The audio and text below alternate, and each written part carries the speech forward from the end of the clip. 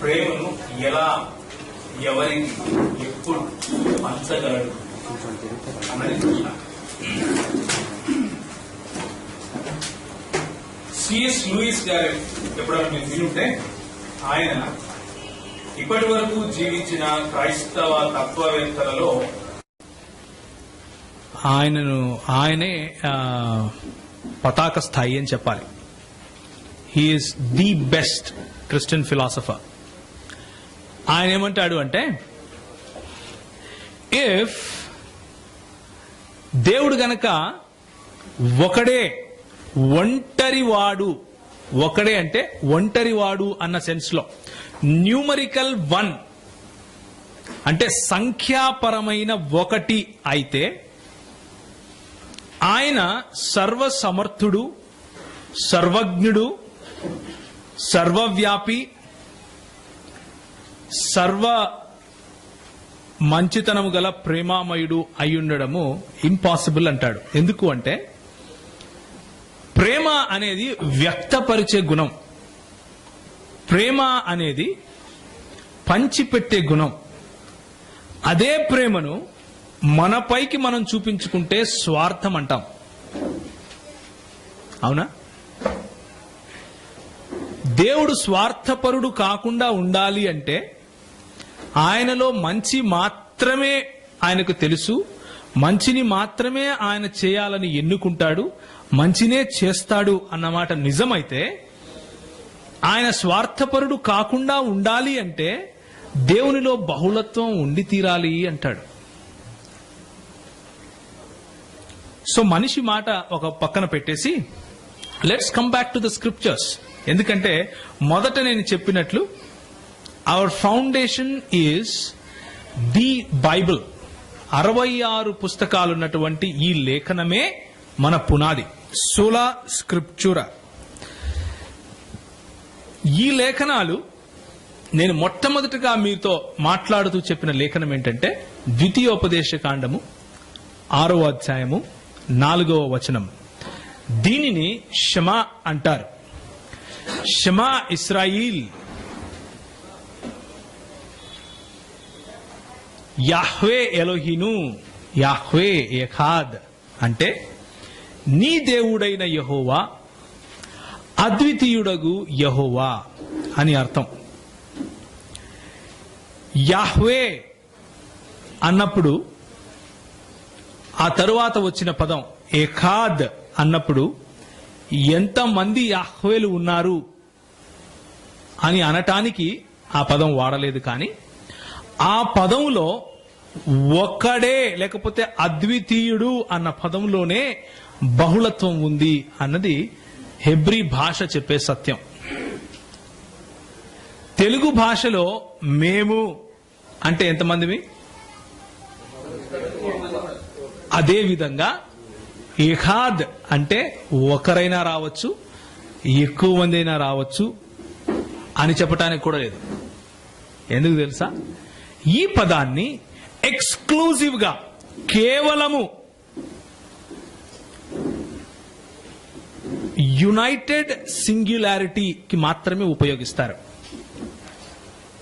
అంటే సైన్యము అన్న పదం ఉందనుకోండి, ఎంతమంది ఉంటారు? భారత సైన్యము అంటే ఎంతమంది ఉంటారు లోపల?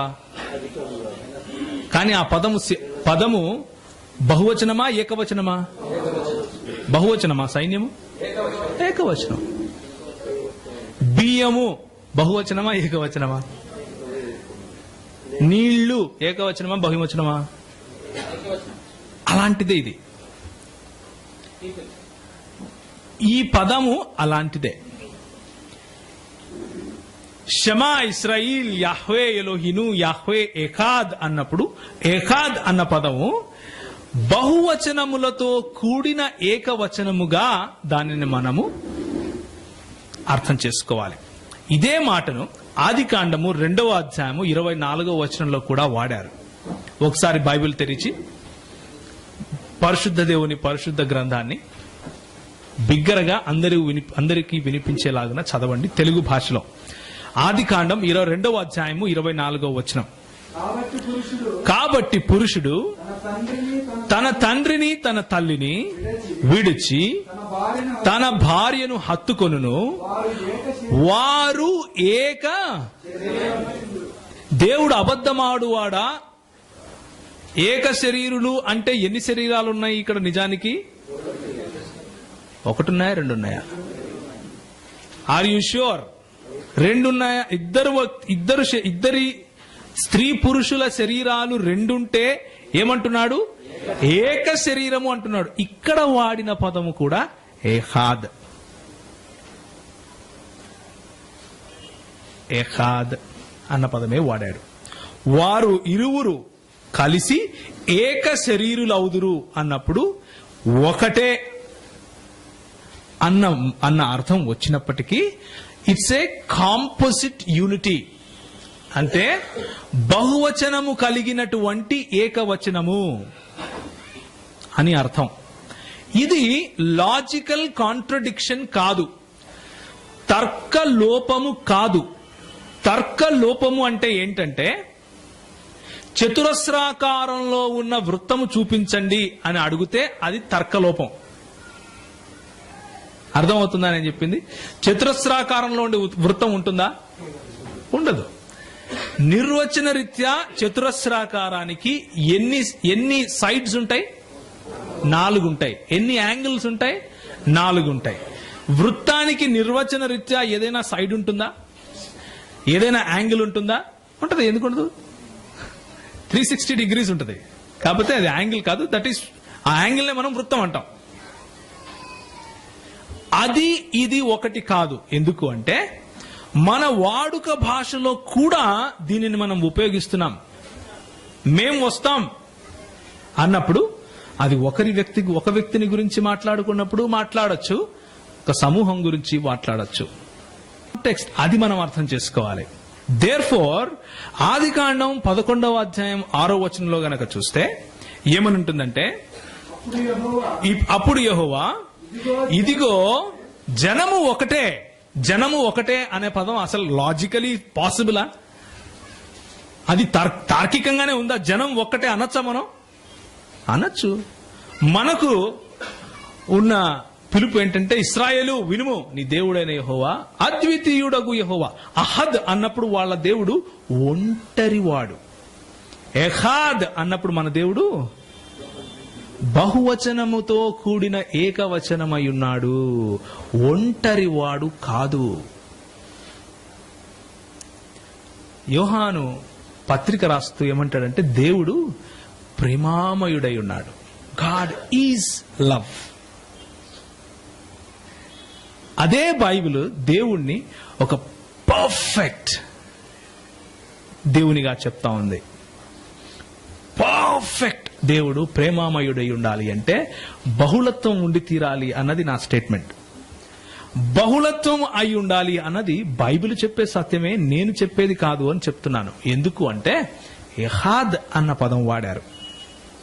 ఇదే మాటను 2వ దినవృత్తాంతములు 30వ అధ్యాయం 12వ వచనంలో చూస్తే,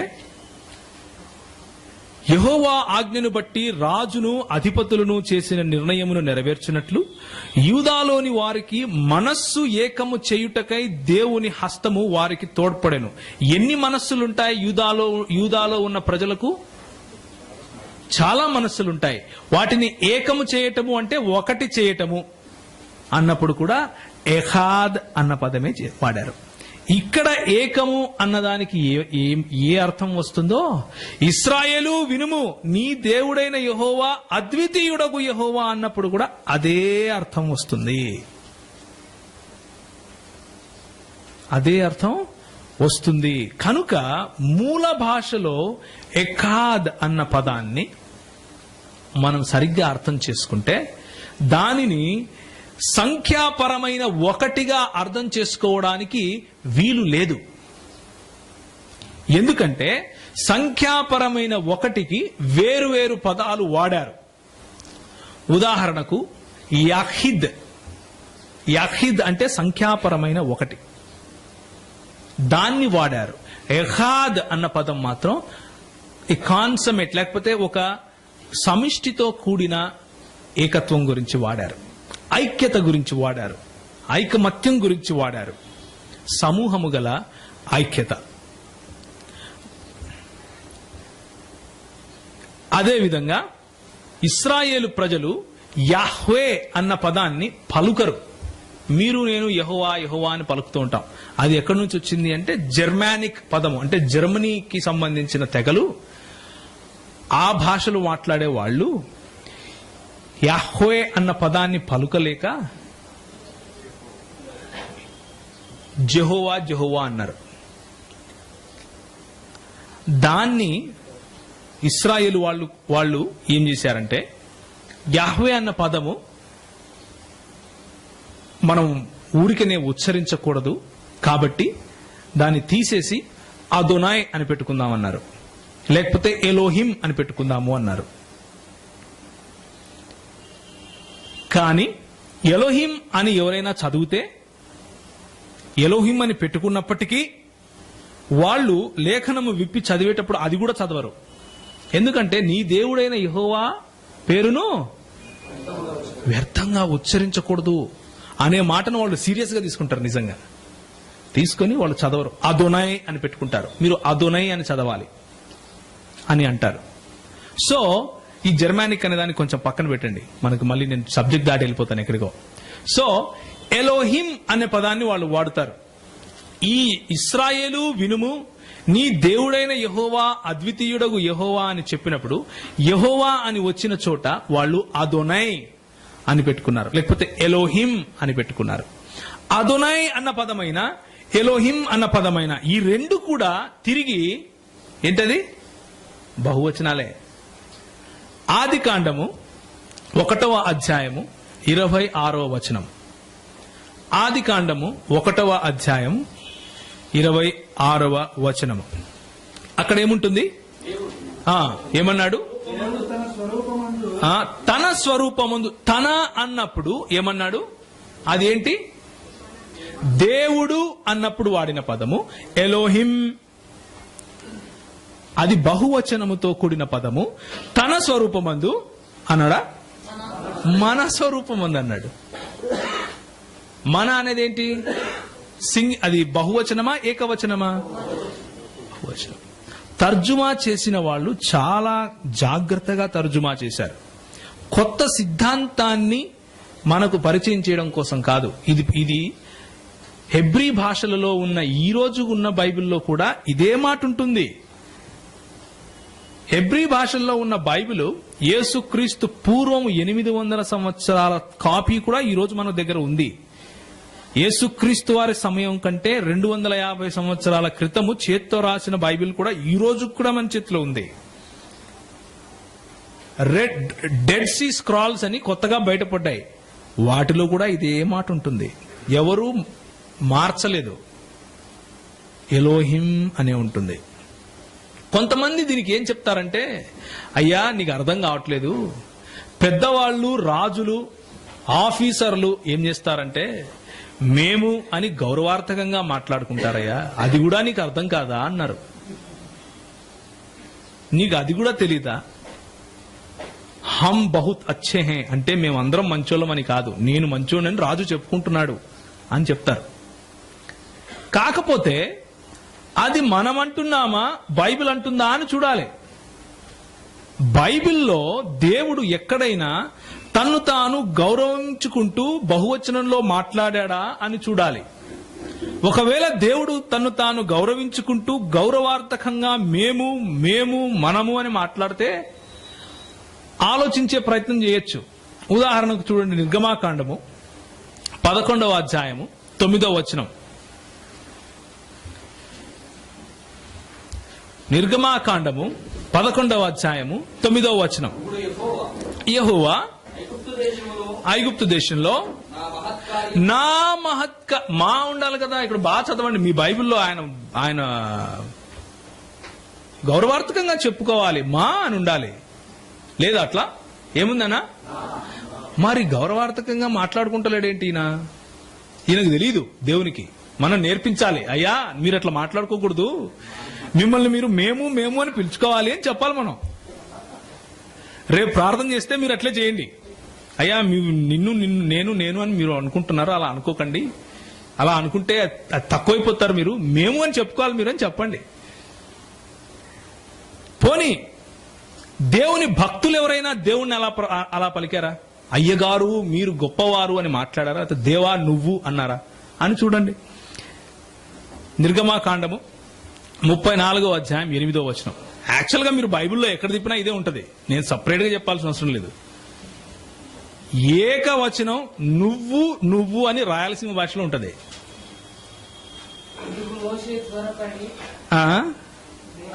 అందుకు మోషే త్వరపడి నేల వరకు తల వంచుకొని నమస్కారం చేసి ఏం చేస్తున్నాడు? ఇక్కడ గౌరవిస్తున్నాడు. ఏం చేస్తున్నాడు? నేల వరకు తల వంచి గౌరవిస్తున్నాడు. గౌరవం అంటే అయ్యగారు మీరు అనడంలో ఉందా అన్న విషయం చూస్తున్నాం. తర్వాత ప్రభువా నా మీద మీకు అనాలి. అక్కడ గౌరవించే పదంలో గనక మాట్లాడితే భక్తులు మీకు అనాలి అనట్లేదు. ఏమంటున్నాడు? నీకు అంటున్నాడు. Hour God calls himself with singular pronoun. The people of God call God with singular pronoun. దేవుడు తనంతట తాను గౌరవించుకుంటూ మాట్లాడుకుంటాడు. అయినా గాని నేను, నా కొరకు, నా కార్యములు, నా మహత్కార్యములు అంటాడు. ప్రభువు బిడ్డలు కూడా ఆయనను గౌరవిస్తూనే మాట్లాడతారు. తల వంచి నమస్కారం చేస్తూ అయ్యా నీకు అని మాట్లాడుతున్నాడు. దావీదు ఏం పలికాడు? కీర్తనల్లో 10వ అధ్యాయం 12వ వచనం చూస్తే, యెహోవా లెమ్ము, దేవా బాధపడు వారిని మరువక నీ చెయ్యి ఎత్తుము. నెహెమ్యా కూడా ప్రార్థన చేస్తున్నాడు 1వ అధ్యాయం 5వ వచనంలో. ఆకాశమందున్న దేవా యెహోవా, భయంకరుడవైన గొప్ప దేవా. వీళ్ళందరూ గౌరవించట్లేదు ఆ దేవుణ్ణి. ఆయన ఔన్నత్యాన్ని కీర్తిస్తూ ఏమంటున్నాడంటే, నిన్ను ప్రేమించిన నీ ఆజ్ఞలను అనుసరించి నడుచు వారిని. నిన్ను ప్రేమించి నీ ఆజ్ఞలను నీ పనులు, నీ మంచితనం ఇక్కడ గౌరవార్థకం కనిపించదు. ఎందుకు కనిపించదు అంటే, బైబిల్ రాసిన ఆంధ్రోళ్ళు కాదు అన్నాడు ఒకడు. లేకపోతే మీరు అండి ఇలా రండి అనేవాళ్ళు ఆంధ్రోళ్ళు కాదు రాయలసీమలు రాసినారు అన్నట్లుగా ఉంది. అట్లా కాదు. బైబిల్ ఆంధ్రోళ్ళు రాసినా, రాయలసీమలు రాసినా, తెలంగాణలో రాసినా మనం వెళ్లాల్సింది మూల భాషలకి. మూల భాష హెబ్రీ. అక్కడ ఎలోహిం అన్న పదము బహువచనమే. సెమిటిక్ లాంగ్వేజెస్ లో బహువచనం అది. అయినప్పటికీ దేవుడు తనను తాను ఏకవచనం నామవాచకంలోనే పిలుచుకున్నాడు. ఏకవచన నామవాచకాలు అంటే నా, నీవు, నీ యొక్క, నా యొక్క, నేను, నా సొంతం. దేవుని నామవాచకము రూపంలో వాడబడిందైనా అదోనై అన్న పదం కూడా బహువచనమే. అదోనై అంటే కూడా బహువచనమే. అయినా కానీ దేవుడు నేను, నా అన్నాడు. ప్రజలు కూడా ఆయనకు ప్రార్థించేటప్పుడు నువ్వు, నీ గొప్పతనం అన్నాడు. అలా కాదులే అంటే, రాజులు ఒకవేళ పోనీ ఆ యూదా సంస్కృతిలో బైబిల్ ఏ లాంగ్వేజ్ లో అయితే రాశారో, హెబ్రీ, అరమాయిక్ భాషలలో, ఆ భాషలలో నివసించిన రాజులు, పెద్దవాళ్లు, వాళ్ళంతకు వాళ్లను ఏమన్నా గౌరవంగా పిలుచుకున్నారా అని చూస్తే అది కనపడదు. దావీదు రాజు అన్నాడు, నెబుకద్నెజర్ రాజు అన్నాడు. పోన్లే, దావీదు దేవునికి భయపడే దేవుని భక్తుడు కదా, కాబట్టి తన్ను తాను ఆ విధంగా గౌరవించుకోడు, ఆయన చాలా అణిగిమణిగి ఉంటాడు అని ఒకవేళ మాట్లాడినా గాని నెబుకద్నెజర్ కాదు కదా. నెబుకద్నెజర్ ఎక్కడో బబులోను వాడు కదా, అంటే ఈ రోజు ఉన్నటువంటి ఇరాన్ ప్రాంతం వాడు కదా. ఆయన ఏమంటున్నాడు? మహోన్నతుడగు దేవుడు నా ఎడల చేసిన అద్భుతములు. నేను ఇవన్నీ ఎందుకు చెప్తున్నాను అంటే, పోనీ దర్యావేష్ రాజు కూడా అదే మాట అంటున్నాడు. ఎందుకు నేను ఈ మాటలు చెప్తున్నాను అంటే, దేవుడు తనను తాను, తన ప్రత్యక్షతను ఇచ్చే సమయంలో ఆయన బహువచనాన్ని చెప్పాడు. దేవుడు నరుణ్ణి చేసే సమయంలో మా, మన అంటూ బహువచనం గురించి మాట్లాడాడు. ఆ బహువచనము గౌరవార్థకం కాదు. అంటే ఆఫీసర్లు, రాజులు మాట్లాడుకునే గౌరవ వచనం కాదు. ఎందుకు అంటే బైబిల్లో మిగిలిన చోట్ల ఆ విధంగా లేదు. నేను నా యొక్క అన్న ఏకవచన ప్రయోగమే జరిగింది. బైబిల్లో ఉన్నటువంటి రాజులు కూడా వాళ్ళను వాళ్ళు మాట్లాడుకున్నప్పుడు, వాళ్ళను గురించి వాళ్ళు చెప్పుకున్నప్పుడు నేను నా యొక్క అన్న పదాల ప్రయోగమే చేశారు. కాబట్టి దీన్ని అర్థం ఎలా చేసుకోవాలి అంటే, దేవుడు తన గురించి ప్రత్యక్షపరచుకునే సమయంలో స్పష్టంగా తన పేరులో తన ఉనికిలో బహుళత్వం ఉన్నట్లు చాటుకున్నాడు అని అర్థం చేసుకోవాలి. ఇది గౌరవార్థకంగా మనము అని మాట్లాడుకునే మాట కాదు అని అర్థం చేసుకోవాలి. దయచేసి ఒకసారి మీ బైబిల్ తిప్పండి.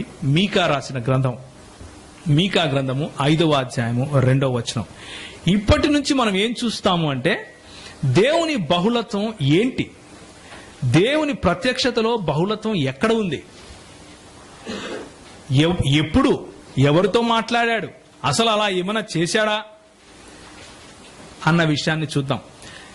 త్రిత్వము అనే సిద్ధాంతాన్ని ఒకరు అడిగారు నన్ను మొన్ననే, ఒక నెల క్రితం మాట్లాడుతూ ఉంటే. ఏమన్నాడంటే, ఇదంతా కాదన్నా, నాకు ఒక్క స్టేట్మెంట్ లో చూపించు,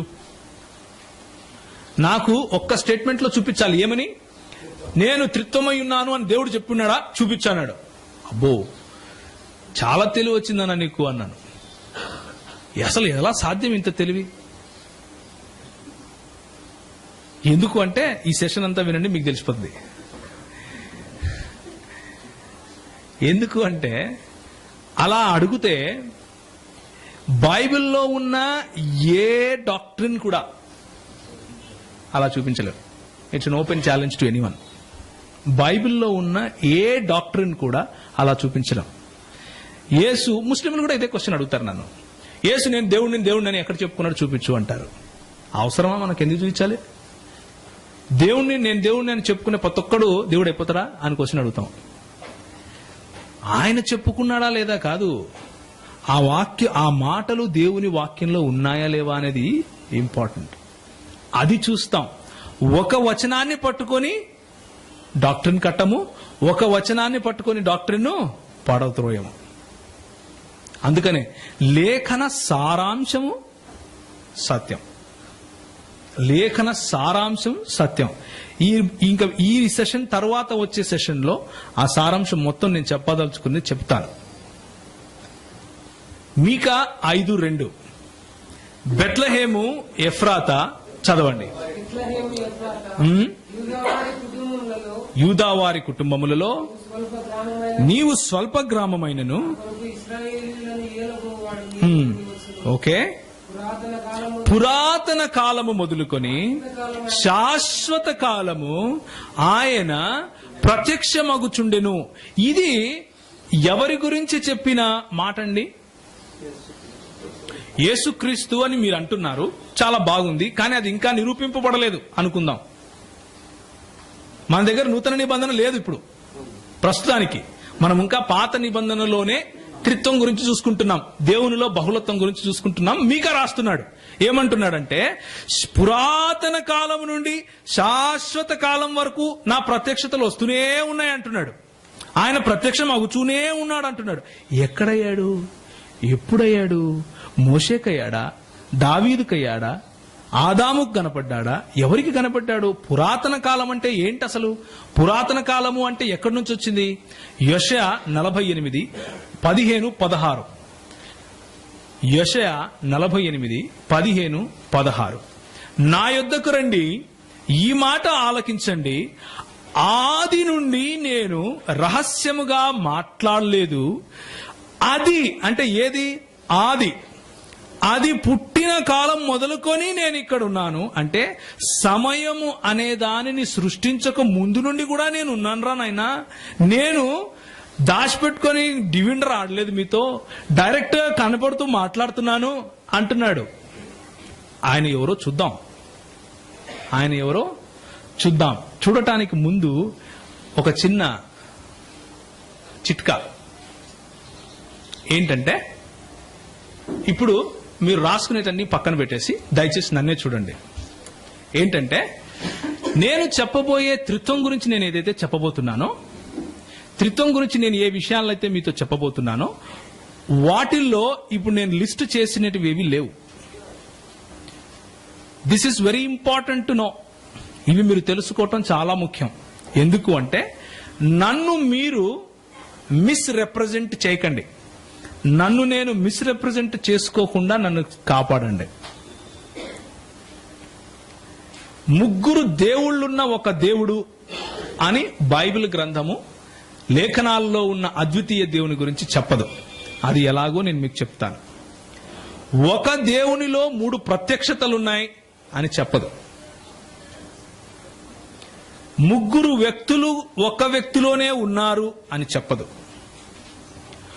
ఒక దేవునిలో 3 భాగాలున్నాయి అని చెప్పదు. ఒక దేవునిలో 3 పాత్రలు అంటే 3 రోల్స్ ఉన్నాయి అని చెప్పదు. ఒక సమయంలో తండ్రి, ఒక సమయంలో కుమారుడు, ఇంకో సమయంలో ఆత్మ.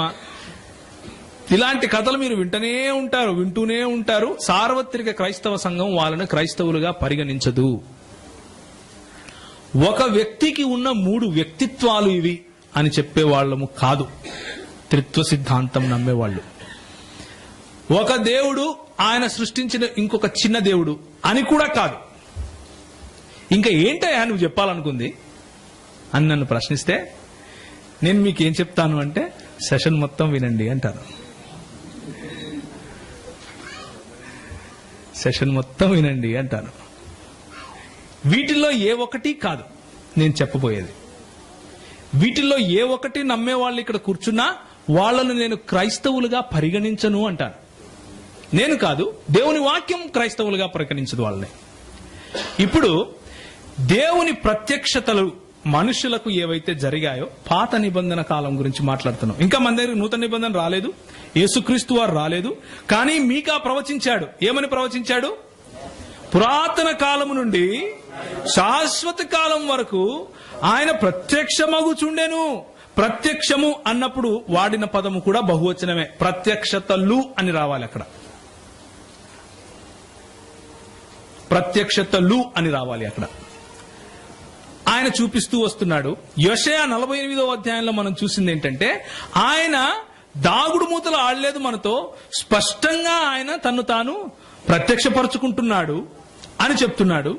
ఆ స్పష్టంగా ప్రత్యక్షపరుచుకునే వ్యక్తి ఏమని చెప్తున్నాడు? నేను రహస్యంగా మాట్లాడలేదు మీతో. ఎప్పుడు?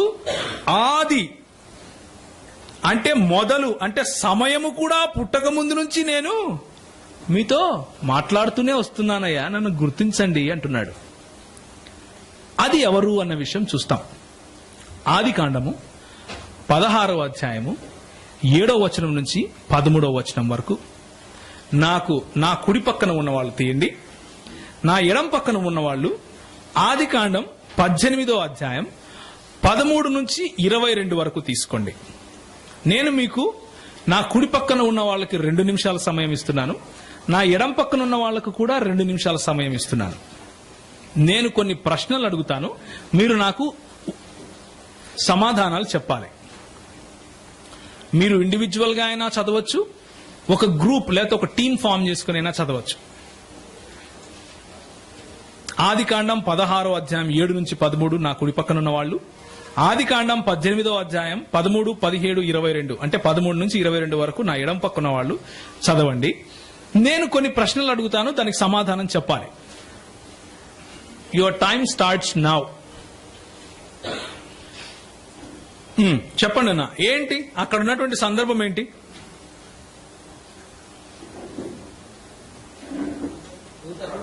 దూత ఎవరు? ఏ దూత? యెహోవా దూత వచ్చాడు. ఏమని పిలవాలి? వచ్చిందా వచ్చాడా? ఓకే, వచ్చాడు. ఏం చేశాడు అక్కడ? హాగర్తో మాట్లాడుతున్నాడు. ఓకే, ఇంకా అని ఎవరన్నారు? ఓకే, ఇంకా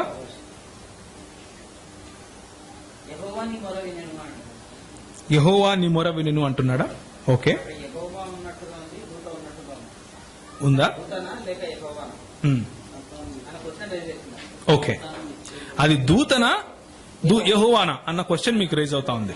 ఓకే, నెక్స్ట్ ఆది కాండం 18వ అధ్యాయం 13 నుంచి 22 వరకు మీరు చదివారు. ఇప్పుడు చూడండి, మీకున్నటువంటి కాంటెక్స్ట్ ఏంటి? దేవుడు దూతలు ఇద్దరు వేరు వేరు వాళ్ళు ఉన్నారా? ఓకే. ఏమైంది ఆ తర్వాత? మనుషుడు అని కూడా ఉంది. ఓకే.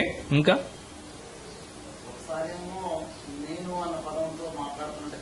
అవును.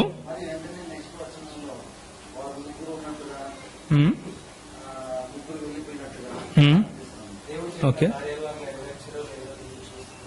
Okay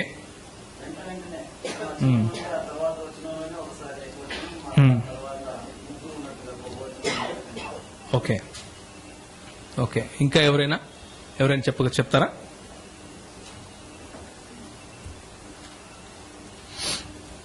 okay. నౌ మీకు ఒక క్వశ్చన్. 13వ వచనంలో ఏముంది? యెహోవా ఏమంటున్నాడు? అంతటా యెహోవా అబ్రహాముతో వృద్ధులానైన నేను నిశ్చయముగా ప్రసవించదనా అని శారా నవ్వనేలా అని క్వశ్చన్ వేస్తున్నాడు. ఎవరు క్వశ్చన్ వేస్తున్నారు? వచ్చిందెవరు?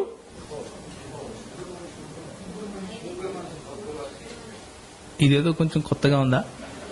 ఆలోచించండి. మీ దగ్గరకు వద్దామన్నా. 16వ అధ్యాయంలో మీరేమంటున్నారు? యెహోవా దూత మరియు యెహోవా వచ్చిందేమో యెహోవా దూత. యెహోవా దూత మాట్లాడుతున్నాడు. మాట్లాడుతూ ఏమంటున్నాడంటే 11వ వచనం చదవండి. మరియు యెహోవా దూత 10వ వచనం చదవండి. మరియు యెహోవా దూత నీ సంతానమును నిశ్చయముగా విస్తరింపజేసేదను, అది లెక్కింప వీలులేనంత విస్తారమగునని. ఎవరు ఆశీర్వాదములకు మూల పురుషుడు? ఎవరు ఆశీర్వాదములు ఇవ్వగలడు? ఇలాంటి ఆశీర్వాదాలు ముఖ్యంగా. సో యెహోవా దూత వచ్చి నిలబడి ఏం మాట్లాడుతున్నాడంటే, నేను నిన్ను ఆశీర్వదించి నీ సంతానాన్ని విస్తరింపజేస్తాను అంటున్నాడు. మీరు తీసుకున్న కాంటెక్స్ట్ లో ఏముందంటే, యెహోవా అబ్రహాము అక్కడ ఉన్నాడు. అబ్రహాము అక్కడ కూర్చుని మమ్రే దగ్గర ఉన్న సింధూర వనంలో కూర్చున్నాడు. అబ్రహాము ఎండవేళ అక్కడ సేద తీరుతూ ఉంటే 3 మనుషులు అక్కడ వస్తున్నట్లుగా చూస్తాడు. వెళ్లి ఆయన సాష్టాంగపడి, అయ్యా మీరు నా నుంచి వెళ్ళిపోవద్దండి, నేను మీకు ఏదో ఒకటి చేసి పెడతాను, నా ఆతిథ్యం స్వీకరించాల్సిందే అంటే సరే అని చెప్పేసి వాళ్ళు రావటం. ఆయన పురుక్కుంటా పోయి ఆయన తన భార్యకు వండి పెట్టాలి, తొందరగా రెడీ అయిపో, అది ఇది అని చెప్పి ఆయన రావటం, వాళ్ళతో కూర్చొని మాట్లాడటం జరుగుతుంది. తరువాత నేను మిమ్మల్ని అడిగిన ప్రశ్న ప్రకారం వచ్చిన ఆ 3 మనుషులు అని రాసున్నప్పటికీ 13వ వచనంలో ఏముంది అంటే, అంతటా యెహోవా అబ్రహాముతో వృద్ధురాలనైన నేను నిశ్చయముగా ప్రసవించదనా అని శారా నవ్వనేలా అని అంటున్నాడు. ఎక్కడి నుంచి మాట్లాడుతున్నట్లు? వాళ్ళ ఎదురుగా ఉన్న వ్యక్తేనా, లేకపోతే ఎక్కడి నుంచి వేరే ఎవరైనా మాట్లాడుతున్నారా?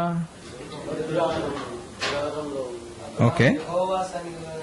17వ వచనం ఏముంటుందంటే, అప్పుడు యెహోవా నేను చేయబోవు కార్యము అబ్రహామునకు దాచెదనా అనుకున్నాడు. సొదొమ గొమొరాలను నేను నాశనం చేయడానికి వచ్చాను, ఏ విధంగా దాచిపెడతాను? 2 మనుషులను, ఆయనతో పాటు ఉన్న 2 మనుషులను పంపించేసి మీరు వెళ్ళి ఆ పని పురమాయించండి అయ్యా, నేను వస్తాను అని చెప్పి నేను ఏ విధంగా అబ్రహాముతో దాచిపెడతాను అని అబ్రహాముతో మాట్లాడటం మొదలుపెట్టాడు. 22వ వచనం చూడండి. ఆదికాండం 18:22. మనుషులు అక్కడ నుండి తిరిగి ఆ మనుషులు ఓకే తిరిగి సొదొమ వైపుగా వెళ్ళిరి. అబ్రహాము ఇంకా యెహోవా సన్నిధిని నిలుచుండెను. అప్పుడు అబ్రహాము సమీపించి అంటే ఎక్కడికి? పరలోకం వెళ్ళిపోయాడా? అక్కడే దగ్గరలోనే. సమీపించటం అంటే ఆయన పక్కనే ఉండటం, అంతేనా? అంటే ఇది పరలోకం గురించి మాట్లాడటం లేదు, క్లియర్. అది పక్కన పెట్టేద్దాం. ఇప్పుడు భూలోకంలో ఎవరో వచ్చారు, అబ్రహాంతో మాట్లాడుతున్నారు. అప్పుడు యెహోవా సన్నిధిలోనే అబ్రహాం ఉన్నట్లుగా లేఖనం చెప్తా ఉంది. ఏమంటున్నాడంటే, అబ్రహాము సమీపించి ఆయనతో మాట్లాడుతూ దేవునితో మాట్లాడుతున్నట్లుగా మాట్లాడుతున్నాడు.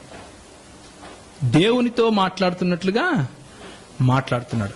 దీనినే థియలాజికల్ టర్మ్స్ లో ఏమంటాము అంటే థియోఫేనీ అంటాం. థియోఫేనీ అంటే దేవుని ప్రత్యక్షత అని. నూతన నిబంధన గ్రంథం వచ్చిన తరువాత క్రిస్టోఫేనీగా దీన్ని అర్థం చేసుకుంటాం. అంటే క్రీస్తు ప్రత్యక్షతగా దీన్ని అర్థం చేసుకుంటాం. ప్రస్తుతానికి మనము ఇంకా నూతన నిబంధన గ్రంథం వెళ్ళట్లా, ఓల్డ్ టెస్టమెంట్నే చూద్దాం. పాత నిబంధన గ్రంథంలో ఇప్పుడు యెహోవా వచ్చాడు, మాట్లాడుతున్నాడు. ఆయన యెహోవా సన్నిధిలోనే ఇంకా అబ్రహాము నిలబడుకొని ఆయన బార్గెన్ చేస్తున్నాడు. 10 మంది ఉంటే చంపేస్తావా, కనీసం ఒక్కడుంటే చంపేస్తావా అని ఆయన బేరం ఆడుతున్నాడు. బేరం ఆడుతూ ఉంటే అంతా బేరమంతా అయిపోయిన తర్వాత ఇప్పుడు అసలు పాయింట్ చూద్దాం. 19వ అధ్యాయం, ఆదికాండం 19వ అధ్యాయము 24వ వచనం. అప్పుడు యెహోవా సొదొమ మీదను గొమొర్రా మీదను యెహోవా యొద్ద నుండి గంధకము అగ్ని గంధకములు యెహోవా ఎవరి వద్ద నుంచి కురిపించాడు? ఇదేదో కొంచెం కష్టంగా ఉంది అర్థం చేసుకోవడానికి. కింద ఒక యెహోవా ఉండి మాట్లాడుతున్నాడు అబ్రహాముతో. అబ్రహాముకు చెబుతున్నాడు, అయ్యా నేను సొదొమ గొమొరాలను నాశనం చేయడానికి వెళ్తున్నాను అంటే అబ్రహాం అంటున్నాడు, అయ్యో అక్కడ 50 మంది ఉంటే మరి నాశనం చేస్తావా? లేదులే చెయ్యనులే. మరి 30 మంది ఉంటే చేస్తావా? లేదులే చెయ్యనులే. 10 మంది ఉంటే చేస్తావా? లేదు. డైరెక్ట్ గా ఉన్నమాట చెప్పాయా అంటే మా వాడున్నాడు ఒకడు, మా వాడున్నాడు అని కొంచెం చూసుకొని అయినా తండ్రి అని ప్రార్థన చేస్తే ఈయన వెళ్లి అక్కడికి, అప్పుడు యెహోవా సొదొమ మీదను గొమొర్రా మీదను యెహోవా వద్ద నుండి అగ్నిని గంధకములను ఆకాశము నుండి, అంటే ఆకాశములో ఉన్న యెహోవా దగ్గర నుంచి కురిపించాడు. కిందున్న యెహోవా కురిపించాడు. కిందున్న యెహోవా పైనున్న యెహోవా వద్ద నుంచి కురిపించాడు. దీనినే మనం త్రిత్వములో దేవునిలో బహుళత్వం ఉంది అని చెప్పడానికి వాడుతున్నాం. దేవునిలో బహుళత్వం లేకపోతే దేవుడు ఒంటరివాడు అయితే ఈ లేఖనాన్ని ఎలా అర్థం చేసుకోవాలి అన్నది ప్రశ్న. ఈ లేఖనాన్ని ఎలా అర్థం చేసుకోవాలంటే క్రైస్తవులు యూదులు బహుదైవారాధికులు అని అర్థం చేసుకోవాలి. క్రైస్తవులు యూదులు బహుదైవారాధికులు అంటే ఒకరికంటే ఎక్కువ దేవుళ్లను ఆరాధించేవాళ్ళు అని అర్థం చేసుకోవాలి. కానీ లేఖనం ఏం చెప్తా ఉంది? షమా ఇస్రాయిల్, యాహ్వే ఎలోహిను యాహ్వే ఎఖాద్. ఎంత అద్వితీయుడగు దేవుడు. We believe in one God. కానీ కిందున్న యెహోవా పైనున్న యెహోవా నుండి అగ్నిని గంధకములను కురిపిస్తున్నాడు. This is something that we need to understand a little bit more. ఇంకొంచెము దీన్ని స్పష్టంగా అర్థం చేసుకునే అవసరత మనకుంది. ఆదికాండం 22వ అధ్యాయం 11 నుంచి 13 వరకు. మనం ఇంకా నూతన నిబంధనలకి రాలేదు, ప్రవక్తల దగ్గరికి రాలేదు, కేవలం పంచకాండాల్లోనే చూస్తున్నాం. ఇంకా అంటే మోషే వ్రాసిన పంచకాండాలలోనే చూస్తున్నాం. 22వ అధ్యాయం 11 నుంచి 13 వరకు. యెహోవా దూత పరలోకములో నుండి అబ్రహామా అబ్రహామా అని అతనిని పిలిచెను. అందుకు అతడు చిత్తము ప్రభువా అనెను. ఎక్కడి నుంచి పిలిచాడు యెహోవా దూత? పరలోకంలో నుండి పిలిచాడు. అప్పుడు ఆయన ఆ చిన్నవాని మీద చెయ్యి వెయ్యొద్దు. ఎప్పుడిది? ఇస్సాకును తీసుకుని పోయి దేవుడు పిలిచిన ఆయన మోరియా పర్వతం పైన వెళ్లి బలి ఇవ్వటానికి ఆయన ఒబీడియన్స్ చూపించాడు. అంటే ఆయన విధేయుడైపోయి వెళ్ళాడు. వెళితే యెహోవా దూత మాట్లాడుతున్నాడు. ఏమంటున్నాడంటే, అతన్నేం చేయొద్దు, నీకు ఒక్కడైయున్న నీ కుమారుణ్ణి నాకీయ వెనుతీయలేదు. ఎవరు నాకు వెళ్లి బలియమని చెప్పారు? యెహోవా చెప్పాడు. ఇప్పుడు మాట్లాడేది ఎవరు? యెహోవా దూత. ఏమంటున్నాడు? నాకియా వెనుతీయలేదు కనుక నీవు దేవునికి. అంటే ఇప్పుడు ఈ దేవుడు ఎవరు ఇక్కడ? ఆలోచించండి మళ్ళీ.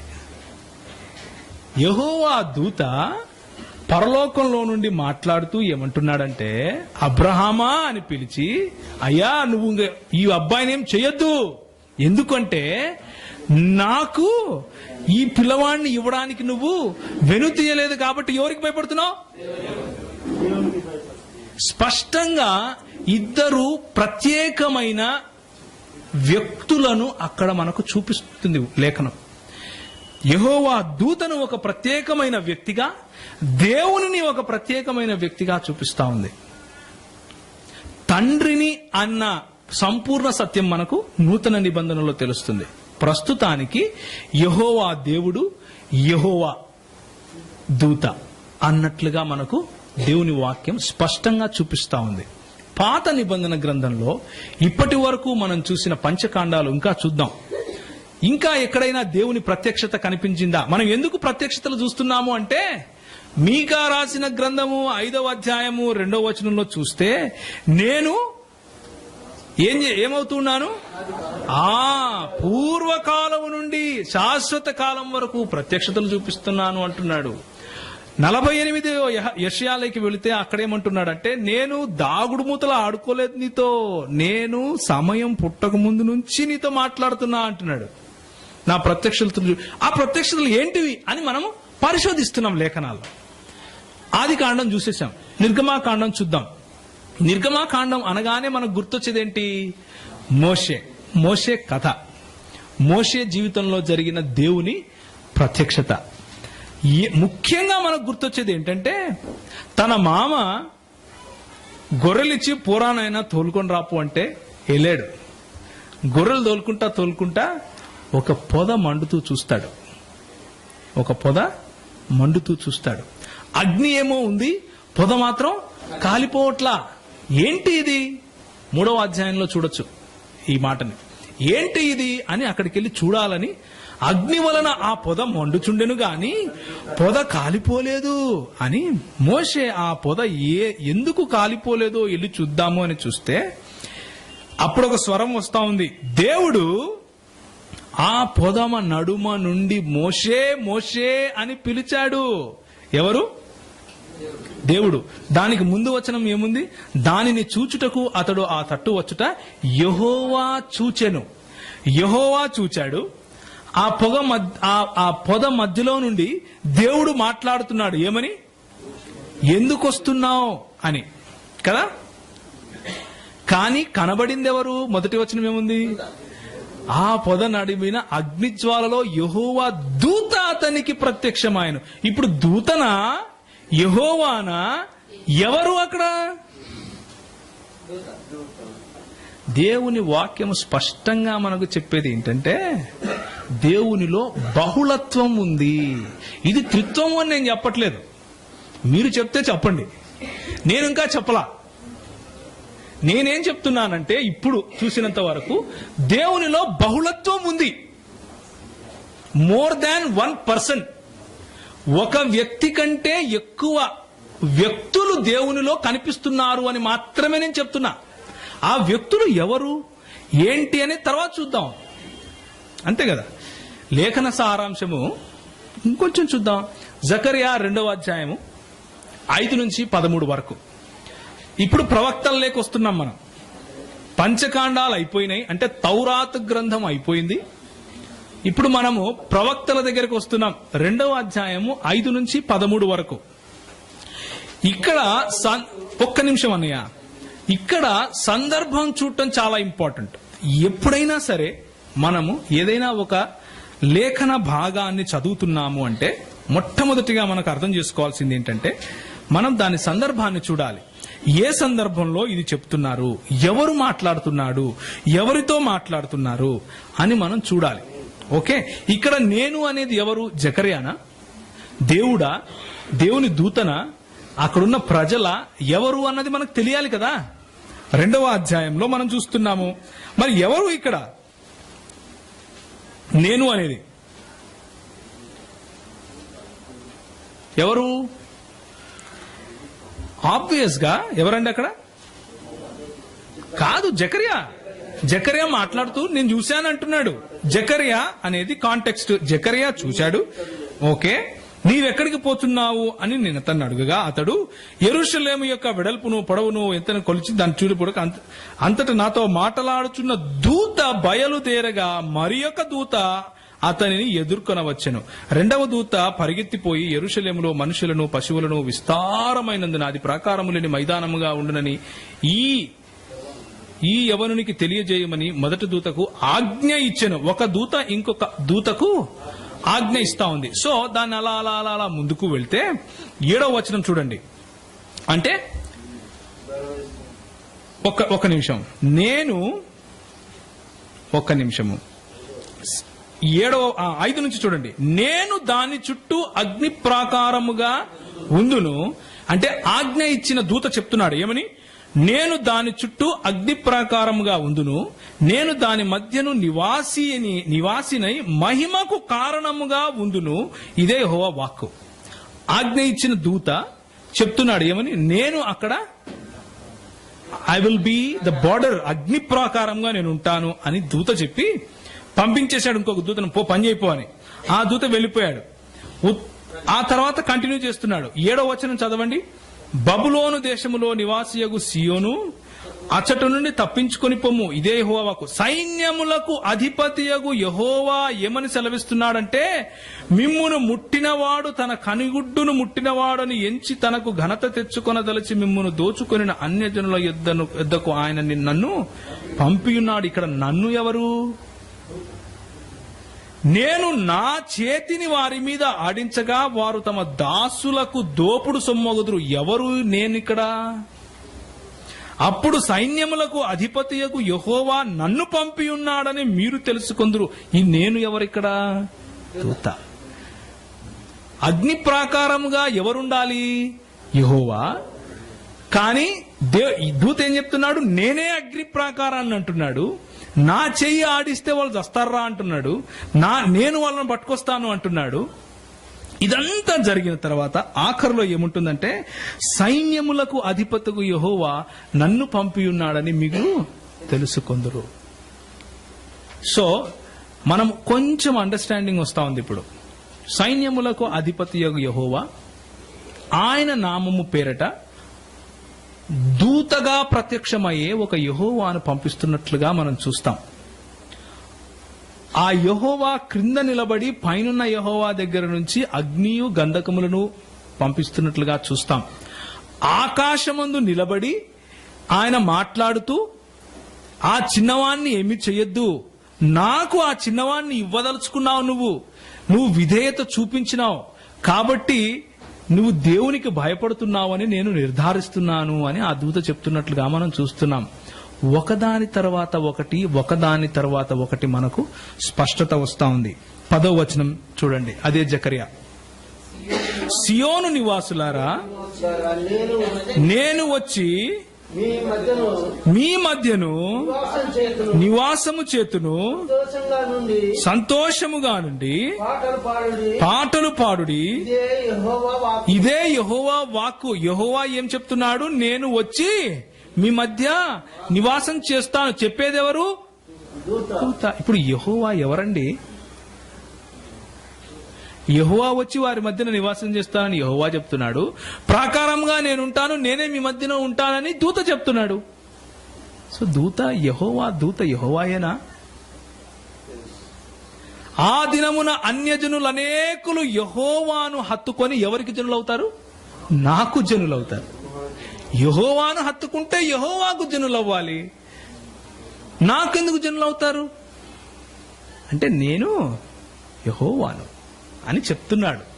ఆ ప్రత్యక్షతలు చూపించే మీకా 5:2 ఎవరైతే ప్రత్యక్షతలు నేను చూపిస్తూ వస్తున్నాను అంటున్నాడో ఆయన ఏమంటున్నాడంటే, యెహోవాను ప్రజలు హత్తుకొని నాకు జనులవుతారు అంటున్నాడు. అప్పుడు యెహోవా నన్ను మీ యొద్దకు పంపాడని మీరు తెలుసుకుంటారు. యెహోవా నన్ను పంపాడు అన్నంత వరకు బాగుంది. 13వ వచనం చదవండి ఇప్పుడు.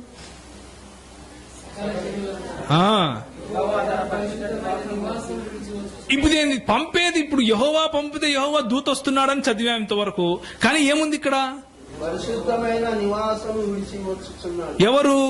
యెహోవా. యెహోవా విడిచి వస్తున్నాడు పరిశుద్ధమైన తన నివాస స్థానం. దీంట్లో ఇప్పటి వరకు మనం చూసిన దాంట్లో అర్థమయ్యేది ఏంటంటే దేవునిలో బహుళత్వం ఉంది. దేవునిలో బహుళత్వం ఉంది.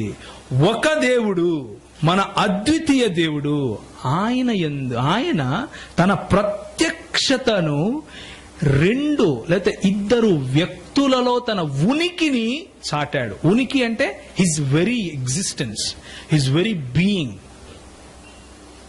ఆయన ఉనికిని ఇద్దరు వ్యక్తులలో చాటుకున్నాడు అని చూస్తున్నాం ప్రస్తుతానికి.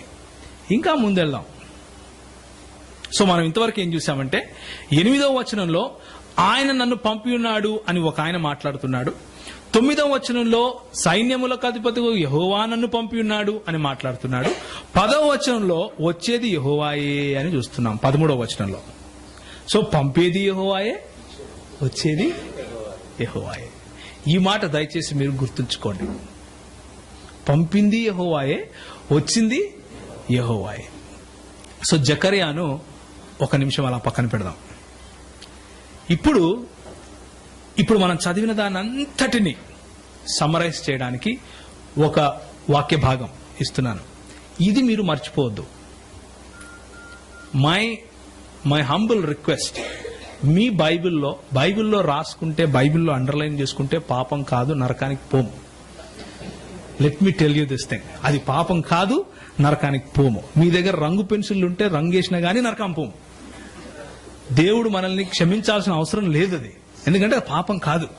కాబట్టి మీ బైబిల్ తెరవండి. నేను ఇప్పుడు పంచబోయే లేఖనాన్ని రంగులేస్తారో ముగ్గులేస్తారో ఏమైనా చేయండి, కానీ గుర్తుపెట్టుకోండి దీన్ని. యెషయా గ్రంథము 48వ అధ్యాయము. యెషయా గ్రంథము 48వ అధ్యాయం. మనకు సమయం ఎంత ఇచ్చినా సరిపోయేటట్లేదు ఈరోజు. 48వ అధ్యాయం 11 నుంచి 18 వరకు లేకపోతే 17 వరకు చదవాలి. ఎవరైనా సరే పురుషులు చదవకండి, స్త్రీలు చదవాలి. ఇప్పుడు స్త్రీలు చదవాలి. లేఖనము స్త్రీలు చదవచ్చు, అది పురుషులు వినొచ్చు అని నేను నమ్ముతాను. లేఖనములు స్త్రీలు చదివితే సార్ మీరు ఆ మాట చెప్తున్నారు చదవండి అని, కానీ స్త్రీలు సంఘం కరెక్ట్ అనా? నేనేమంటున్నానంటే స్త్రీలు సంఘంలో ఉపదేశం ఉపదేశించకూడదు. అక్క మీరు దయచేసి ఉపదేశించకండి, లేఖనం మాత్రం చదవండి. దయచేసి ఉపదేశించకండి అక్క, మేము అది వినలేము. దయచేసి చదవండి, మేము వింటాము అంతే. మీరు మౌనంగా అయిపోవాలి. ఆ తర్వాత ఓన్లీ చదివితే చాలు. యెషయా గ్రంథము 48వ అధ్యాయము. మౌనంగా ఉండాలి కాబట్టి మాట్లాడొద్దండక్క దయచేసి.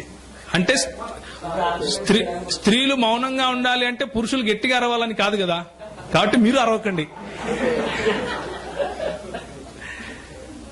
అంటే సంఘం గురించి కదన్నా, మనం సెమినార్ పెట్టుకున్నాం కదా, సెమినార్లు ఏం కాదులే. చదువక్క. నా నిమిత్తమే అలాగు చేస్తాను. నా నామము అపవిత్రపరచబడనేలా నా మహిమను మరి ఎవరికి నేనిచ్చువాడను కాను. యాకోబు, నేను పిలిచిన ఇశ్రాయేలు, నాకు చెవియొగ్గు వినుము. వినేవాళ్ళు దయచేసి చెవియొగ్గు వినండి. ఇప్పుడు నేనే ఆయనను. స్త్రీ చదివినా వినండి. నేను మొదటి వాడను, కడపటి వాడను. నా హస్తము భూమి పునాది వేసెను, నా కుడి చెయ్యి ఆకాశ వైశాల్యములను వ్యాపింపచేసెను. నేను వాటిని పిలువగా. చాలక్క ఇక్కడి వరకు. ఎవరు ఆకాశ వైశాల్యాలకు పునాది వేస్తారు? పక్కన ఎవరు చదివినా సత్యం మారదు. పక్కనా కాదా? నిజంగానా? నా హస్తము భూమికి పునాది వేసును అంటా ఉంది. ఎవరి హస్తం ఇది? ఎవరి హస్తం అన్నయ్య? నా కుడి చేయి, నేను వాటిని పిలువగా ఒకటి తప్పకుండా వచ్చేస్తా ఉన్నాయి. నేనే ఆయనను, నేనే మొదటివాణ్ణి కడపటివాణ్ణి అని ఎవరో చెప్తున్నారు ఇక్కడ. ఈ చెప్పే వ్యక్తి గురించి నెక్స్ట్ సెషన్ లో ఇంకా చూద్దాం. కానీ ప్రస్తుతానికి ఏం చేద్దామంటే దాని ముందున్న విషయాలు కూడా చదువుదాం. 15వ వచనం చదవాలి ఇప్పుడు. నేను ఉమ్, నేనే ఆజ్ఞ ఇచ్చిన వాడను, ఉమ్, నేనే అతనిని పిలిచిన వాడను, నేనే అతనిని పిలిచి తిని, నేనే అతన్ని నేనే అతనిని రప్పించి తిని, మార్గము తేజరిల్లు. అతని మార్గము తేజరిల్లును. నా యొద్దకు రండి, నా యొద్దకు రండి, ఈ మాట ఆలకించు. ఈ మాట ఆలకించండి. ఆది నుండి నేను రహస్యముగా మాట్లాడిన వాడను కాను, అది పుట్టిన కాలము మొదలుకొని నేను అక్కడ ఉన్నవాడను. ఇప్పుడు ప్రభువగు యెహోవాయు ఆయన ఆత్మయు నన్ను పంపెను. మాట్లాడే యెహోవా చెప్తున్నాడు. ఏమని? యెహోవా మాట్లాడుతున్నాడు ఇక్కడ. మాట్లాడుతూ ఆకాశాలను నేనే నా కుడి చేత్తో చేశానంటున్నాడు. ఈ ఆకాశ వైశాల్యాలను నేనే పరిచాను అంటున్నాడు. ఆయనను నా నిమిత్తమే నేను చేస్తానంటున్నాడు. నా మహిమను నేను ఎవరికీ ఇవ్వనంటున్నాడు. ఆ యెహోవా ఏమంటున్నాడంటే ఇప్పుడు యెహోవాయు ఆయన ఆత్మయు నన్ను పంపెను అంటున్నాడు. ఇంతకంటే స్పష్టమైన మాట ఏం చెప్పాలి మీకు నేను బైబిల్లో నుంచి? ఏ యెహోవా అయితే ఆకాశ వైశాల్యములను విస్తరింపచేశాడో ఆ యెహోవా, ఏ యెహోవా అయితే ఇశ్రాయేలు అని పేరు పెట్టి పిలిచాడంట. ఎవరండి ఇంతకు ఇశ్రాయేలు అని పేరు పెట్టి పిలిచింది? అది చూద్దాం ఒకసారి. ఓకే, అది చూద్దాం. నిర్గమాకాండము 23వ అధ్యాయం 20 నుంచి 24 వరకు. పురుషులు నాకు ఎడమ పక్క భాగంలో ఉన్న వాళ్ళు చదవండి. త్రోవలో నిన్ను కాపాడి నేను సిద్ధపరచిన చోటుకు నిన్ను రప్పించుటకు ఒక దూతను నీకు ముందుగా పంపుచున్నాను. ఆయన సన్నిధిలో జాగ్రత్తగా ఉండు, ఆయన మాట విను, ఆయనకు కోపం రేపొద్దు, మీ అతిక్రమములను ఆయన పరిహరింపడు, నా నామం ఆయనకు ఉంది. ఒక్క నిమిషం అన్న, అట్లే ఉండనా. యెషయా 48:11 వచనంలో ఏముంది? నా నిమిత్తమే అలాగు చేసేదను, నా నామము అపవిత్రపరచబడనేలా, నా మహిమను మరి ఎవరికి నేను ఇవ్వను. ఈ నామము ఎవరైతే కలిగి ఉన్నారో ఆ దూత ఎవరి నడిపించింది? నిన్ను త్రోవలో కాపాడి నేను సిద్ధపరచిన చోటికి నిన్ను తీసుకొని రావటానికి నేను ఒక దూతను నీకు ముందుగా పంపాను. ఆ దూతకు నా నామం ఉంది. ఏంటండి ఆ నామము? ఏంటి ఆ వచనం చెప్పండి. తరతరములకు ఇది, తరతరములకు ఇది జ్ఞాపకార్థమైన నామము. యెహోవా అను నామము ఆయనకు ఉంది. అయితే నువ్వు ఆయన మాటను జాగ్రత్తగా విని ఆయన చెప్పిందంతా చెయ్యి. న్యాయాధిపతులు 2వ అధ్యాయం 1వ వచనం. ఇదే యెహోవా దూత, ఏ యెహోవా దూత అయితే ఆయన నామము నాకుంది అని యెహోవా చెబుతున్నాడో ఆ యెహోవా దూత గిల్గాలు నుండి బయలుదేరి బోకీమునకు వచ్చి ఇలాగు చెప్తున్నాడు. ఏమనంటే, నేను మిమ్మును ఐగుప్తులో నుండి రప్పించాను. ఎవరండి రప్పించింది? యెహోవా దూత రప్పించాడా? యెహోవా రప్పించాడు. కానీ యెహోవా దూత ఏమంటున్నాడు? నేను రప్పించానంటున్నాడు.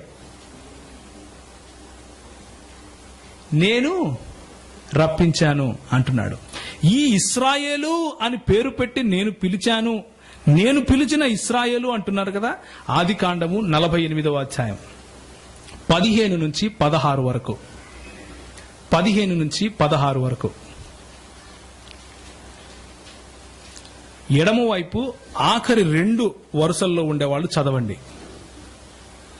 ఎడమ వైపు ఆఖరి 2 వరుసల్లో ఉండేవాళ్ళు ఆది కాండము 48వ అధ్యాయం 15 నుంచి 16 వరకు చదవండి.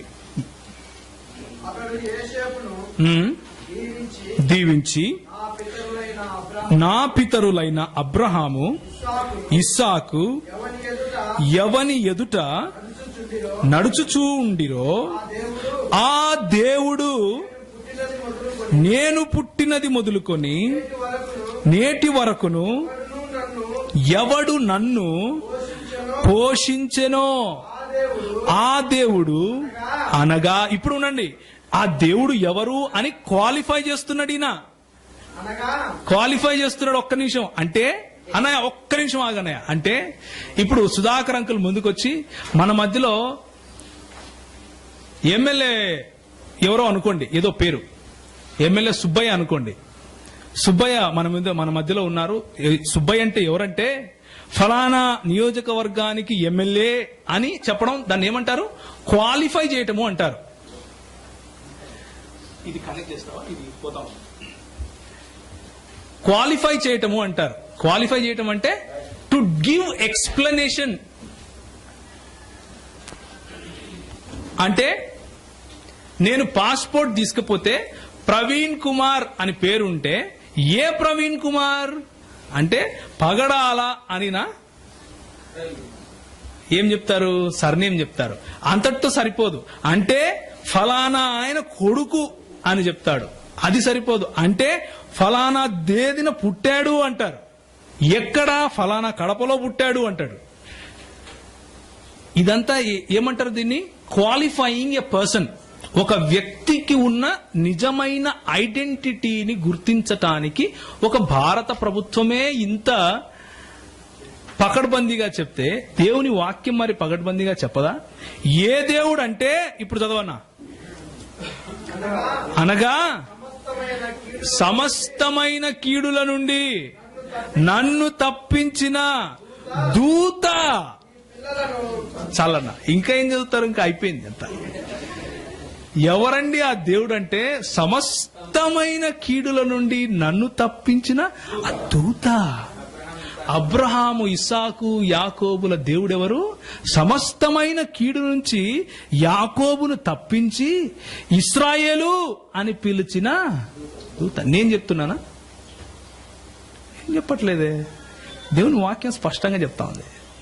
ఆ యాకోబే చెప్తున్నాడు, నన్ను ఇశ్రాయేలు అని పిలిచింది ఎవరు? ఆ దూత. ఆ దూత గురించి మీకా ఏమంటున్నాడంటే, ఆయన ప్రత్యక్షతలు పూర్వకాలము నుండి శాశ్వత కాలం వరకు ఉన్నాయంటున్నాడు. బైబిల్ను స్పష్టంగా అర్థం చేసుకునే వాళ్ళు ఈ సత్యాన్ని మిస్ అవ్వడానికి వీల్లేదు. పైన చదివి థియాలజీకి వెళ్ళాలనుకునే వాళ్ళు మారల్ స్టోరీస్ చెప్పుకోవచ్చు. బిడిలు తాగాకండి, ఆకులు ఆడాకండి. ఇది క్రైస్తవ్యం కాదు. అది జైన్లు చేస్తారు, అందరూ చేస్తారు. బిడిలు లాక్కుండా ఉంటే క్రైస్తవుడు అబ్బా ఎంత పవిత్రుడో పరిశుద్ధుడో కథలు చెప్పొద్దండి. నా ఫ్రెండ్స్ ఉన్నారు కొంతమంది జైన్లు. వాళ్ళు సాయంత్రము బావిలో నుంచి నీళ్లు తవ్వుకుంటే బావిలో పురుగులుంటాయేమో కనిపించనివని నీళ్లు తవ్వుకొని తాగరు. అంత పరిశుద్ధులు. పరిశుద్ధతను మీరు అట్లా బిడీలు తాగడంతో, ఆకులాడడంతో, ఆడలతో మాట్లాడడంతో మీరు లెక్కేస్తే అది క్రైస్తవ్యం అనుకుంటే, అంతకంటే గొప్ప క్రైస్తవులు ఉన్నారు. మరి వాళ్ళని జైన్లు అంటారు. అది కాదు క్రైస్తవ్యం అంటే. క్రైస్తవ్యం అంటే 66 లేఖనాలు చెప్పే ఈ సత్యాన్ని అర్థం చేసుకున్నవాడు క్రైస్తవుడు. ఈ సత్యాన్ని అర్థం చేసుకోకపోతే యేసుక్రీస్తును దేవునిగా గుర్తించటం అసంభవం. అసంభవం. ఒకవేళ మీ మధ్యలో ఎవరైనా యునైటెడ్ పెంటికాస్టల్ ఇంటర్నేషనల్ అనే యూనిటేరియన్స్ ఉంటే నన్ను తర్వాత కలవండి, నేను చెప్తాను ఎలా అసంభవమో. వాళ్ళను యేసునామం వాళ్ళు అంటారు. ఉన్నారా అన్నయ్య? ఎవరన్నా చేతి పైకెత్తండి. లేరా? లేరు అనుకుంటే తప్పనా? తప్పకుండా ఉంటారు. నేను మీకు ఉదయం ఒక స్టేట్మెంట్ ఇచ్చాను. ఒరిజినల్ రాకముందే డూప్లికేట్ వస్తుంది కాబట్టి ఎప్పుడు అనుకోకుండా అట్లా లేదని. తప్పకుండా ఉంటుంది. తప్పనిసరిగా ఉంటుంది. కాబట్టి క్రైస్తవ్యము అని దేన్నైనా మనం నిర్వచించాలి అంటే దీంతో నిర్వచించాలి. Let's talk about why should we depend on Trinity and Trinity alone. ఈ లేఖనాలు కొంచెం పక్కన పెడదాం ఒక 10 నిమిషాలు. త్రిత్వం లేకపోవడం వల్ల వచ్చే అభ్యంతరం ఏంటి? అసలు యేసుక్రీస్తు మాత్రమే దేవుడు అనుకోండి, యేసు నామం వాళ్ళే కరెక్ట్ అనుకుందాం. ఓకే, ఆయన దేవుడు అబ్బా, ఆయనే సర్వం. ఎందుకంటే రోమిలకు రాసిన పత్రిక చెప్తా ఉంది, అన్న ఉదయం మైక్ టెస్ట్ చేసేటప్పుడే ఆ మాట చెప్పేశాడు. అవును, కరెక్టే, బాగుంది. ఇప్పుడు యేసు ప్రభు ప్రార్థన చేస్తున్నాడు. ఎవరికి చేస్తున్నాడు? ఆయనకే చేసుకుంటున్నాడా? ఆయనకు తెలియదు ఆ ప్రార్థన చేయాలని? తండ్రికి చేస్తుంది. మరి తండ్రి ఉంటే త్రిత్వం నమ్మాలి. సమస్య అక్కడే వచ్చింది కదా. త్రిత్వం లేదు, ఎవరికి చేస్తున్నాడు ఆయన? సమస్య వస్తుంది. పోనీ యెహోవా సాక్షులు అనుకోండి. ఇది మధ్యాహ్నం సెషన్. యాక్చువల్గా మీకు జస్ట్ ఒక దాన్ని ఏమంటారు, అపిటైజర్ అన్నమాట. యెహోవా సాక్షులు ఉన్నారు. ఇప్పుడు ఈ దూత ఎవరు, యెహోవా ఎవరు? వాళ్ళు ఏమంటారంటే ఆర్కేంజల్ మైకెల్ అంటారు. ఏమంటారంటే ప్రధాన దూత అయిన మిఖాయేలు అంటారు. ప్రధాన దూత అయిన మిఖాయేలు రక్షకుడా? ప్రధాన దూత అయిన మిఖాయేలు ఇశ్రాయేలు అని పేరు పెట్టి పిలిచాడా యాకోబును? అయితే ప్రధాన దూత అయిన మిఖాయేలే దేవుడు, యెహోవా కాదు. వాళ్ళు మిఖాయేల్ సాక్షులు అవుతారు, యెహోవా సాక్షులు కాదు. అర్థమవుతుందా సమస్య ఎక్కడుందో? త్రిత్వ సిద్ధాంత పరిధికి బయట మనము ఏ లేఖనాన్నైనా సరే సరైన పద్ధతిలో అవగాహన చేసుకోలేము అన్నది స్పష్టమైన సత్యం. కీర్తనల నుండి కొన్ని విషయాలు చూసుకుందాం మనము బ్రేక్ కు వెళ్ళడానికి ముందు. ఇంకెంత సమయం ఉంది అంకుల్? 15 నిమిషాలు సరిపోతుంది అంకుల్. కీర్తనలు. ఇప్పుడు ఆ తన ప్రత్యక్షతలు కనపరిచిన దూత ఆయనని థియోఫేనీ నుంచి క్రిస్టోఫేనీకి రావాలి. మనం దేవుని ప్రత్యక్షతల నుంచి క్రీస్తు ప్రత్యక్షతల వరకు రావాలి. క్రీస్తును హెబ్రీ భాషలో మెస్సియా అంటారు. ఆ మెస్సియా గురించి బైబిల్ చెప్పే కొన్ని విషయాలను గమనించి చూస్తే తెలిసిపోతుంది కదా మనకు, ఈ థియోఫేనీ క్రిస్టోఫేనీనా కాదా అన్నది. అంటే దేవుని ప్రత్యక్షత నిజంగా క్రీస్తు ప్రత్యక్షతతో కాదో తెలిసిపోతుంది కదా. చూద్దాం. కీర్తనలు 110 1 నుంచి 5 వరకు. కీర్తనలు 110 1 నుంచి 5 వరకు. ఇది అందరికీ తెలిసినదే, మన అందరం కూడా ఒక కంఠత కూడా చెప్తాం. ప్రభువు నా ప్రభువుతో సెలవిచ్చిన వాక్కు. నీ శత్రువుల నుండి పాదములకు పీఠముగా చేయవలము, నా కుడి పార్శ్వమున కూర్చుండుము. యెహోవా యెహోవా నీ పరిపాలన దండమును సీయోనులో నుండి సాగజేయుచున్నాడు. చాలు. ఇక్కడ ఎవరిని గురించి చెప్తున్నాడు? దావీదు గురించా? ఎందుకు కాదు? దావీదే చెప్తున్నాడు. ఈ దావీదు కీర్తన అంటారా? అనుకోండి, ఆసాఫ్ కీర్తన అనుకోండి, అనుకుందాం. దావీదు కీర్తనే అయితే పక్కా. మాట వరుసకు అనుకుందాం. ఏదో స్క్రైబల్ ఎర్రర్ అబ్బా, రాసేవాళ్ళు తెలియక రాసుకున్నారు దావీదు కీర్తన అని అనుకో. యాక్చువల్ గా అది పాయింట్ అక్కడ. అది నూతన నిబంధనకు వచ్చినప్పుడు మాడదాం. యేసుక్రీస్తు వాళ్ళు చెప్తున్నారు అనేది. కానీ ఇప్పుడు ఈ నూతన నిబంధన రాలా ఇంకా మన దగ్గరికి. పాత నిబంధనలో ప్రవక్తలు అయిపోయినాం, ఇప్పుడు జబూరుకు వచ్చినాం, అంటే కీర్తనలకు వచ్చినాం. కీర్తనల్లో మాట్లాడుకుంటున్నాం. కీర్తనల్లో కొన్ని చాలా కీర్తనలు దావీదు రాశాడా లేదా అన్న అనుమానాలు ఉన్నాయి.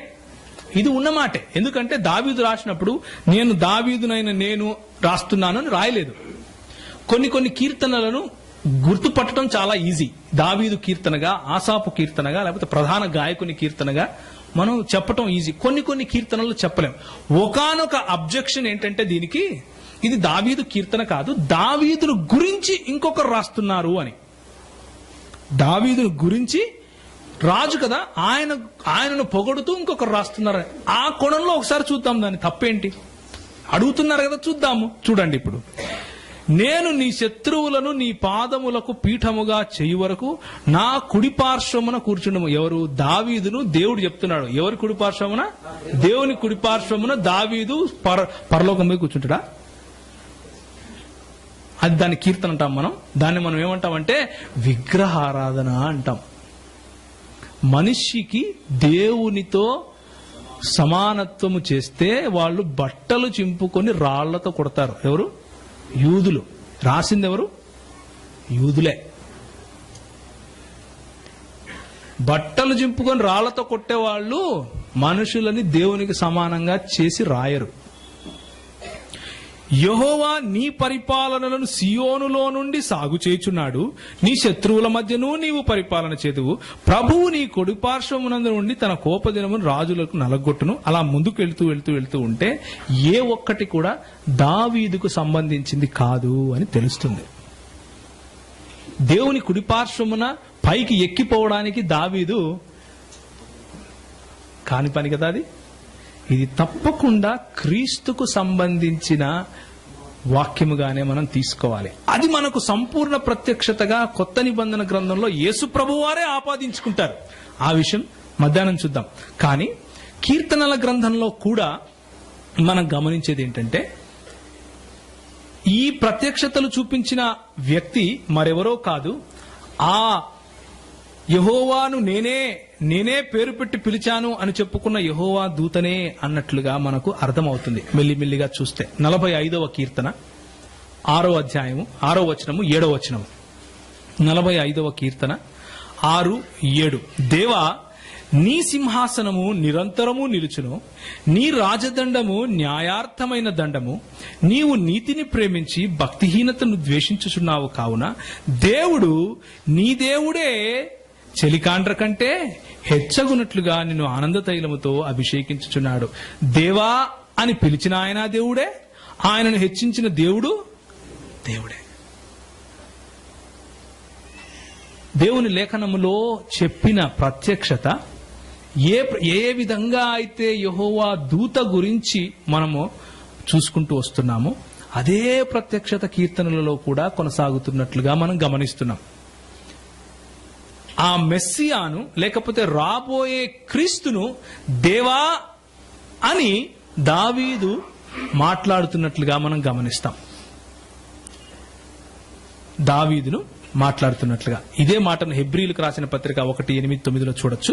అది మళ్ళా చూద్దాం.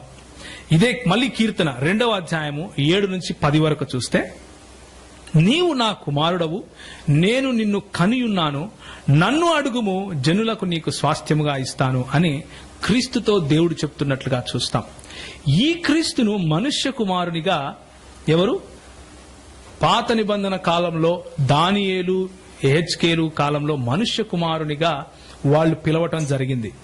క్రీస్తును మనుష్య కుమారుడు అన్న పేరుతోనూ దేవుని కుమారుడు అన్న పేరుతోనూ చూశారు. బిన్ ఆదం అంటారు, అంటే మనుష్య కుమారుడు. దానియేలు గ్రంథము 7వ అధ్యాయం 9-14 వరకు ఆయనకు కలిగిన ప్రత్యక్షతలు చూస్తే సాక్షాత్తు దేవుడే వచ్చాడా అన్నట్లుగా దానియేలు దాన్ని మనకు వివరించటం మనం చూస్తాం. అదే వివరణను ఒక పట్టీలో గనక పెడితే మనము ప్రకటన గ్రంథంలో కలిగిన ప్రత్యక్షతకు దానియేలు కలిగిన ప్రత్యక్షతకు చాలా దగ్గరి సంబంధం మనం చూస్తాం. దీన్ని వివరంగా 2వ సెషన్లో మనం నెక్స్ట్ సెషన్లో చూడబోతున్నప్పటికీ ప్రస్తుతానికి మనం గమనించాల్సింది ఏంటంటే, పాత నిబంధన గ్రంథంలో యెహోవా దూత అన్న ఇద్దరు వ్యక్తులను మనము దేవునిగా లేఖనాలు మనకు పరిచయం చేస్తున్నాయి. యెహోవా మరియు ఆయన ఆత్మ నన్ను పంపుతున్నారు ఇప్పుడు అన్నట్లు ఆ యెహోవా దూత చెప్పినట్లుగా మనం యెషయా 48లో మనం చూస్తున్నాం. ఈ రెండు విషయాలు మనకు ఏమి నిరూపిస్తాయి అంటే, మొట్టమొదటి సెషన్లో మనం ఏం చూసుకున్నామంటే, దేవుడు తనకున్న గుణ లక్షణాల కారణంగా తనకున్నటువంటి పర్ఫెక్ట్ అంటే అబ్సల్యూట్ లవ్ కారణంగా ఆయనలో బహుళత్వం తప్పదు అని చూసుకున్నాం. ఆయన నిజమైన మోరల్ అంటే నైతిక విలువలు కలిగి ఉండాలి అంటే, వ్యక్తపరిచే ప్రత్యక్షత కలిగి ఉండాలి అంటే, ఎవరూ లేనప్పుడు ప్రత్యక్షత ఎవరికి ఇచ్చాడు, అది అప్పుడు ఆయనకు చేత కాదా అనే క్వశ్చన్ వస్తుంది. కాబట్టి ఆయనలో బహుళత్వం ఉండి తీరాలి అని మనం మొదటి సెషన్లో అర్థం చేసుకున్నాం. రెండవ సెషన్లో పాత నిబంధన గ్రంథంలో దేవుడు ఎలాంటి ప్రత్యక్షతలు చూపించాడు, మీకా రాసిన గ్రంథము 5వ అధ్యాయం 2వ వచనం నుంచి తీసుకుని ఆ ప్రత్యక్షతలు పూర్వకాలము నుండి శాశ్వత కాలం వరకు కలుగుతున్న ఆ ప్రత్యక్షతలు ఎలాంటి ప్రత్యక్షతలు అని గమనించే ప్రయత్నం చేశాం. యెషయా 48వ అధ్యాయంలో మనం చూసినట్లుగా సమయము పుట్టక ముందు నుంచి కూడా ఆయన మాట్లాడుతూ వస్తున్నాడు, చెబుతూ వస్తున్నాడు, తన ప్రత్యక్షతను చూపిస్తూ వస్తున్నాడు అని మనం గమనిస్తున్నాం. దాన్ని గనక మనము ఆదాము దగ్గరికి తీసుకెళ్లి మాట్లాడితే, ఆదాము నువ్వెక్కడున్నావు అని పిలిచింది ఎవరు అన్న మాటకు ఆన్సర్ మీరే చెప్పాలి. అదే మరి క్వశ్చన్ అదే. భోజనం తింటూ మాట్లాడుకోండి. హవ్వా ఏం చేశావు అని దేవుడు అన్నాడంటే ఎవరు అని మీరు ఆలోచించాలి. అది పుట్టక ముందు నుంచి నేను మాట్లాడువాడును అని ఎవరైతే చెప్తున్నారో, ఇప్పుడు యెహోవాయు ఆయన ఆత్మయు నన్ను పంపెను అని ఎవరైతే చెప్తున్నారో ఆయనే మాట్లాడినట్లుగా మనకు అర్థమవ్వాలి. ఈ విషయాన్ని మనము కీర్తనల గ్రంథము దానియేలు ప్రత్యక్షతలో మనుష్య కుమారుడుగా లేకపోతే మెస్సియాగా గమనించాం. ఆ మెస్సియా ఆయన గురించిన ప్రత్యక్షత, దేవునిలో ఆయనకున్నటువంటి ఉనికి, his existence in God himself అనేది నెక్స్ట్ సెషన్లో చూస్తాం. రావడానికి ముందు ఒక చిన్న మాట చెప్పి నేను ముగిస్తాను. నా దగ్గర ఇంకొక 5 నిమిషాలు ఉంది. ఒకే ఒక చిన్న మాట చెప్పి ముగిస్తాను. మనం ఇంతకు ముందు చూసుకున్న మాటనే దయచేసి చూడండి. యోహాను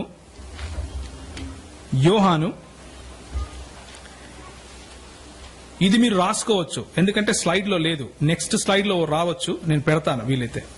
యోహాను సువార్త, ఇది రాబోయే సెషన్ కు ఇంట్రొడక్షన్, ఇది రాబోయే సెషన్ కు ఉపోద్ఘాతం వంటిది. 12వ అధ్యాయం 41వ వచనం.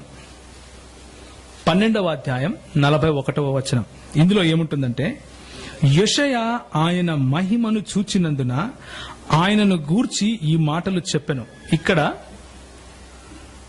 యోహాను ఏమని రాస్తున్నాడంటే, యెషయా ప్రవక్త ఆయన మహిమను చూశాడు కాబట్టే ఆయన గురించి ఈ మాటలు రాశాడు అని, వారు కన్నులతో చూచి హృదయముతో గ్రహించి మనసు మార్చుకొని నా వలన స్వస్థపరచకూడనట్లు వారి కన్నులతో అంధత్వం కలుగజేసి వారి హృదయమును కఠినపరచును అని చెప్తున్నాడు. ఈ మాటలు ఎక్కడ ఉన్నాయి పాత నిబంధనలో అన్న విషయం మీరు చూడాలి. ఆ మాటలు ఎవరి గురించి మాట్లాడుతున్నారు అన్న విషయం మీరు చెప్పాలి నాకు భోజనం తరువాత ఇక్కడ కాంటెక్స్ట్ లో యేసుక్రీస్తు, అక్కడ కాంటెక్స్ట్ లో ఎవరు? నిజానికి యెషయా దేవుని మహిమను ఎప్పుడు ఎక్కడ ఎలా చూశాడు అన్న విషయం మీరు నాకు చెప్పాలి. ఇది లంచ్ సమయంలో మీకు వస్తున్న లంచ్ వర్క్, హోంవర్క్ కాదు, లంచ్ వర్క్. తలలోంచుకుంటే ప్రార్థన చేసుకుందాం.